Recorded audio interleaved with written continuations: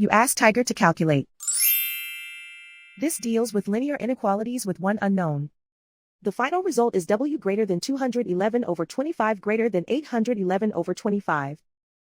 Let's solve it step by step. Group all constants on the right side of the inequality.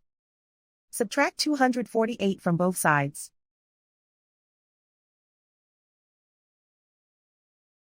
Simplify the arithmetic.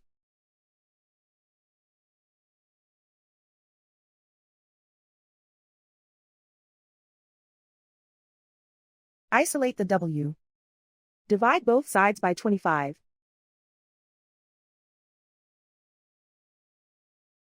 Simplify the fraction.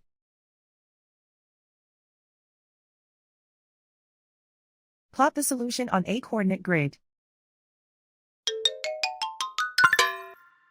And so the final result is W greater than 211 over 25 greater than 811 over 25.